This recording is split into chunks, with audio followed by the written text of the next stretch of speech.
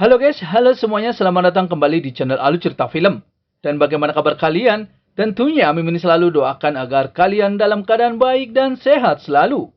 Untuk episode kali ini, Mimin akan membahas alur cerita Donghua dari film Shaolin untuk part yang ke-61. Bagi teman-teman semua yang belum sempat menonton video-video sebelumnya, kalian bisa langsung menontonnya ya. Linknya ada di deskripsi. Oke, bagi yang penasaran dengan videonya, langsung saja Mimin masuk ke dalam alur ceritanya. Di video kemarin, Tangsan dan ayahnya menemui para tetua dari sekte Haotian.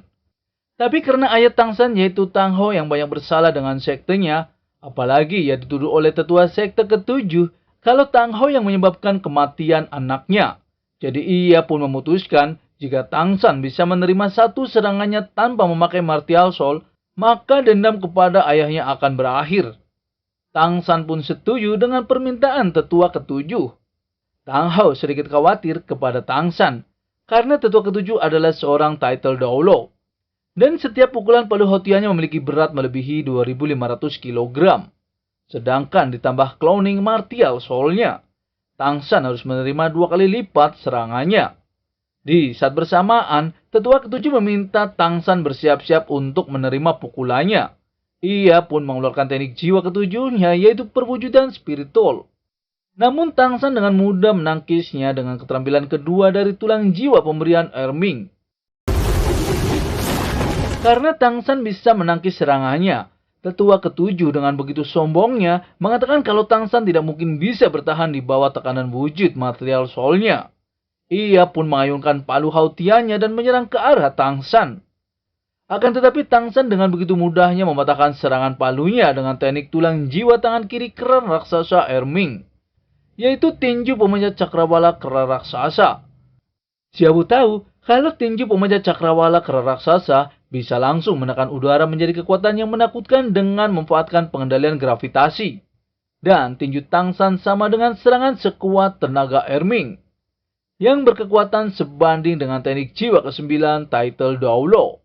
Para tetua yang lain sangat terkejut melihat Tangsan hanya menggunakan teknik tulang jiwa untuk menahan wujud martial soul milik tetua ketujuh. Tetua ketujuh juga tidak percaya dengan semua itu, karena Tangsan dengan mudah menahan serangannya dan membuat ia terpental. Ia pun mengakui kekalahannya, dan mulai sekarang ia tidak akan berselisih lagi dengan ayahnya yaitu Tang Hou. Lalu Tangsan meminta maaf kepadanya. Tetua sekte kedua berkata dengan kemampuan Tangsan yang sekarang memang memiliki hak untuk berbicara di dalam sekte.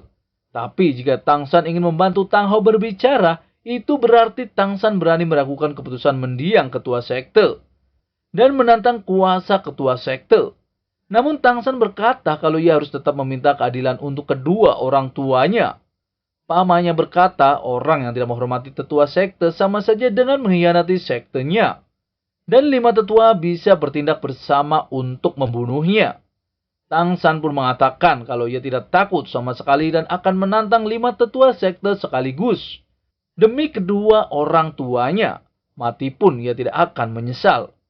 5 tetua sekte pun sangat terkejut dengan perkataan Tangsan yang sudah sungguh berani menantangnya. Jadi tetua tertinggi meminta pindah ke puncak untuk bertarung. Mereka semua pun berpindah ke puncak untuk menyelesaikan masalahnya. Para murid sekte masih tidak percaya dengan Tangsan, kenapa ia berani melawan 5 tetua sekte sekaligus. Nah, selang berapa lama, Tangsan pun menghampiri ke-5 tetua sekte. Ia mengatakan jika ia memenangkan pertarungannya, ia berharap para tetua dan yang lainnya bisa mendengarkan penjelasan ayahnya mengenai kejadian masa lalu. Tapi dengan sombongnya, tetua kedua memotong pembicaraannya dan mengatakan kalau dunia master jiwa selalu menghormati kemampuan. Jika Tangsan bisa menang, ia akan tarik perkataan sebelumnya. Namun jika Tangsan kalah, maka harus menerima hukuman yang sepadan atas tindakannya. Paman Tangsan pun tidak tega dengan Tangsan yang akan melawan 5 tetua sekaligus.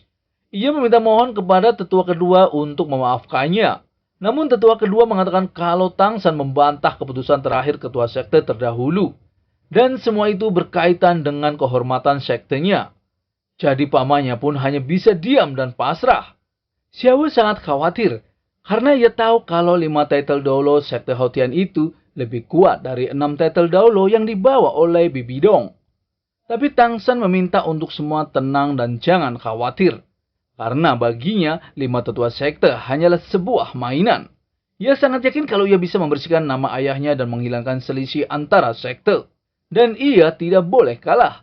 Tang San berkata kepada 5 tetua untuk berhati-hati. Ia pun langsung menyerang mereka dengan serangan cermin iblis perak birunya. Di saat bersamaan, para tetua membentuk 5 formasi dan langsung mengkonternya. Dan serangan pertama formasi itu adalah goncangan palu langit dan bumi. Tang San pun masih bisa menahannya. Ledakan pun terjadi. Para murid mengira kalau Tang San mati begitu saja dan sangat lemah. Namun tak selang berapa lama, Tang San pun bangkit kembali dan membuat 5 tetua sekte terkejut. Dan semua itu karena palu hotian Tang San yang sudah menyerap cincin jiwa 100.000 tahun milik Erming. Dengan dukungan dan kekuatan cincin jiwanya, ia dapat memaksa menahan serangan dari 5 ketua. Para murid juga tercengang melihat Tang San. Karena jika orang biasa yang terkena serangan pertama bersama dalam formasi 5 tetua, maka tidak akan bisa membalas tekanannya. Apalagi masih dengan ada serangan kedua dan ketiga. Di sana Tang San tahu kalau setelah serangan pertama 5 tetua, mereka pasti memerlukan waktu lebih lama untuk serangan keduanya. Dan di sanalah Tang San memiliki kesempatan itu. Lalu Tang San menggunakan teknik jiwa ketujuhnya, yaitu penyerapan iblis orka perak biru. Ketua sekte kagum dengan Tang San, karena yang dia tahu Tang San terluka parah oleh serangannya, namun masih bisa memakai teknik jiwa kedua dari cincin jiwa 100.000 tahun. Ia pun akan menahan serangan Tang San terlebih dahulu, dan meminta tetua yang lainnya untuk terus mengumpulkan kekuatan serangannya. Tetua kedua langsung menahan serangan Tang San dengan serangan penembus langit. Akan tetapi, serangan Tang San bisa menghindari serangan tetua kedua.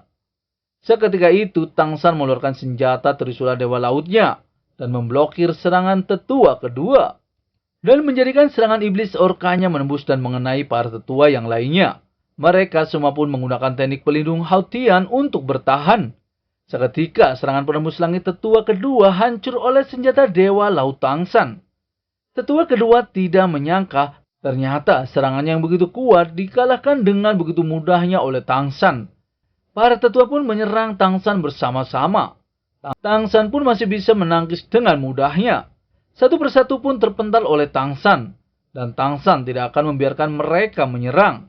Para murid pun tercengang melihat senjata Dewa Tang San yang begitu kuat. Paman Tang San tahu kalau senjata yang digunakan oleh Tang San adalah senjata Dewa Laut. Di sana, Tang San menggunakan 13 teknik tombak emas Dewa Laut, yaitu pusaran angin bebas. Para tetua pun mencoba menahannya dan mengira kalau serangan Tang San hanya sebuah angin saja. Tapi tidak menyangka pertahanan Hautian tidak bisa menahan serangan Tang San. Serangan Tang San juga membuat para tetua tidak bisa bergerak. Pamannya tahu kalau Tang San sudah mengendalikan pertarungannya.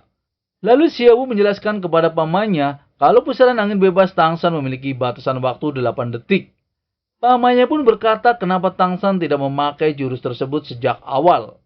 Xiaowu pun menjelaskan lagi kalau tingkat keberhasilan pusaran angin bebas dan akan semakin rendah jika menghadapi lawan yang kuat.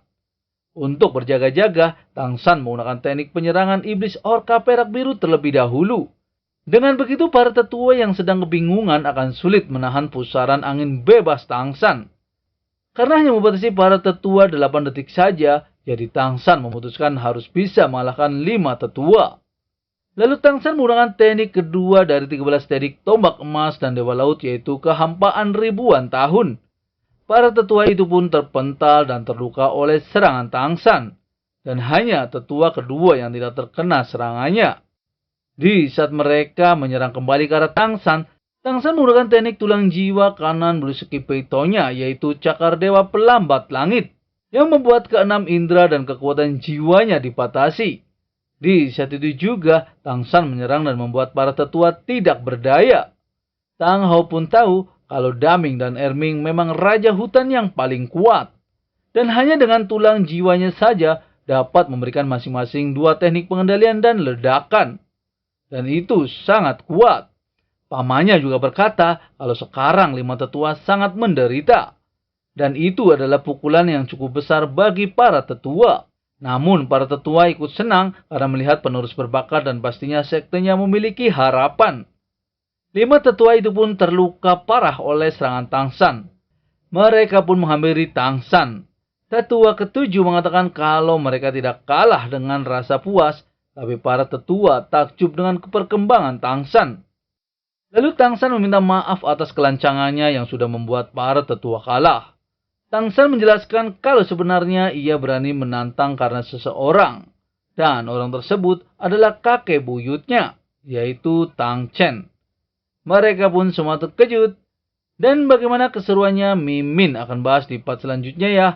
Terima kasih.